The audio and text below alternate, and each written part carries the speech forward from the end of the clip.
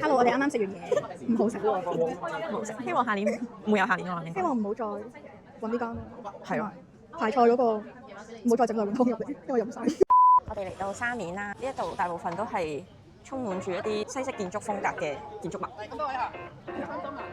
其實我覺得好神奇嘅，因為本身咧我哋對即係大陸嘅 stereotype 啦，即係都係覺得可能佢哋相對上冇咁多呢啲西歐風格嘅建築物啦。但係呢一度佢好多都係保留咗英國殖民地時期嘅一啲風格，而且佢哋都係有另外翻新，但係又 keep 住以前啲咁多位啊，咁我哋而家呢個咧係基督教三院教堂會，因為以前咧我哋中國咧係冇呢一個咩咧，冇基督教冇天主教嘅，因為我哋講嘅呢個地方咧，佢成為咗呢一個英法嘅呢一個殖民地之後，咁呢個佢哋咧亦都將英國嘅基督教帶到嚟呢邊，咁所有我哋見到嘅呢一邊沙面有150座嘅呢一個大概150座嘅建築，佢哋全部都係修舊還舊，將以前佢哋嗰個咩咧風貌係保留落嚟嘅。嗰度仔細啲睇下，係我最中意嘅 Harry Potter， 係 Harry Potter， 好靚啊！佢咧裝修到好似嗰啲香港都有類似咁樣，我諗可能係中環、上環嗰區咧會有呢啲建築咯。其實有時咧見到一啲美好嘅嘢咧，我都唔係好想同人分享，咁就會有人同我爭嘅。你覺得唔敢講咩？呢度係沙面小學，不過爆晒光。總之佢啲窗咧就係好多嗰啲其實幾好㗎，因為咧都驚啲小朋友唔小心跌咗落嚟，所以有咁多欄杆都好正常。香灣唔係咁講，香灣就話咧覺得啲小學生壓力太大啦，然後驚佢哋會跳樓。我冇咁講喎。唔係，我覺得佢哋如果喺度生活應該都有一個美好嘅童年。非常之快樂。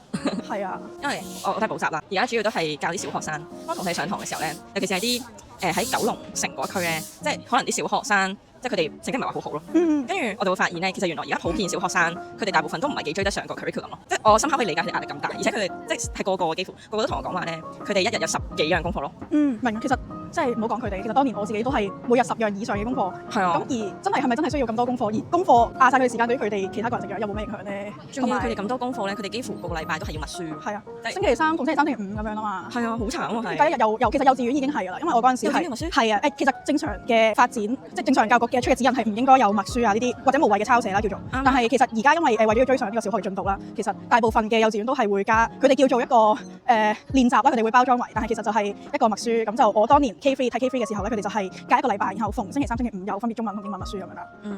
其實我覺得都要睇即係嗰個家長同小朋友，因為香港有分 Happy School 同埋啲 Elite School。睇間學校行咩制度咯。係嘅，因為如果係一啲注重銜接翻小學課程嘅，就會好搶住要追啲小朋友。但係咁樣諗喎，即係如果小朋友去幼稚園讀 Happy School 咧，有好多都會去到小學跟唔到咯。所以我覺得最緊要咧係個家長同小朋友都要夠 consistent。即係如果你呢度都好靚，即係如果你咧由細個開始你已經預咗係讀 Happy School，你唔好突然間去大個先至話要搶佢啦咁樣，即係突然間要佢讀書咁樣。我覺得呢個係無論係香港定係大陸都係好嚴重嘅問題咯。我哋而家得到一張金葫蘆嘅彩票，你睇下佢可以中到幾多錢？但係點樣先為止？31，1個下面先。佢連點樣玩都未知。金標誌就係25萬。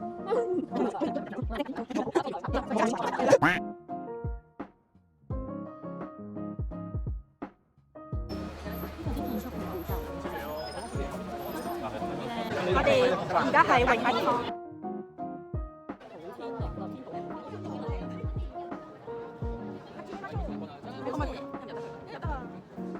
我哋而家行入咗一個咧，勁似嗰啲，好似嗰啲咧嗰啲咩河東獅唔知乜鬼嘢，跟住嗰啲庭園咯。唔似係俾人參觀嘅感覺，有人喺度。好靚啊！好多謝你哋分享。我哋揾翻你哋啦。Hello，你覺得呢度點啊？我覺得呢度好熱鬧啦。佢哋話好熱鬧。多謝你，多謝你，你唔會喺條片度出。呢啲字一定要影好佢。高度仲要立法保護，大拆大建，其實都有做到嘅，我覺得真係。有嘅。注重文化傳承、文化延續，讓事情留下記憶。呢度係荔灣。我影相嗰啲就係廳。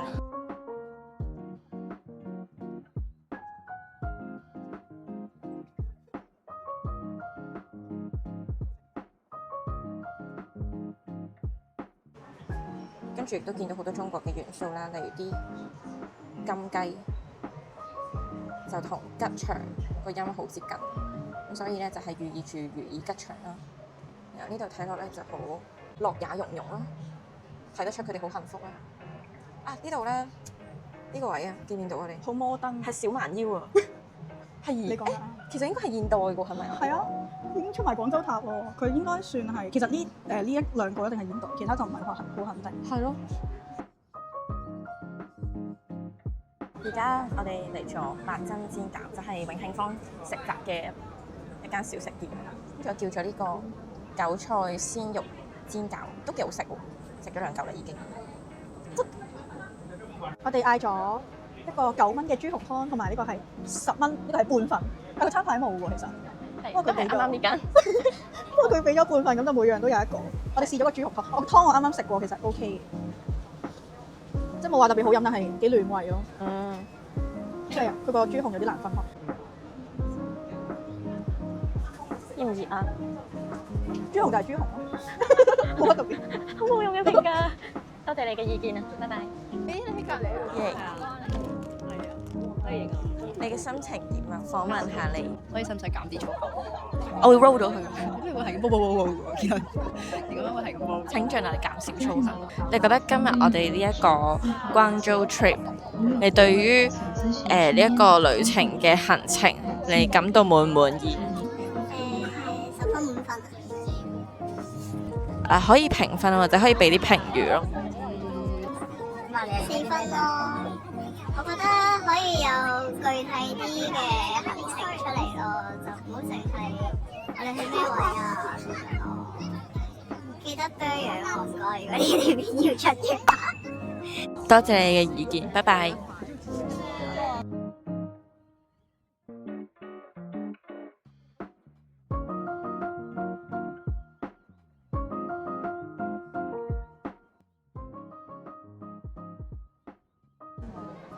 我哋望到咧，而家啲學生其實都開始用 iPad 上堂，好先進。即係我覺得佢哋更比起香港嘅學校咧，可能更加先進。即係而家香港嘅小學、中學，其實佢哋都嘗試推緊，但係佢得個講字，實際冇乜點樣推行。但係佢哋開始用 Kahoot 嗰啲，我覺得幾好嘅都。即係呢一方面，我覺得內地即係香港可以向內地學習一下嘅都。真係需要學習。然後就係啱啱比較大感觸，又唔係大感觸啊，即係覺得佢哋講得幾啱嘅就係咧。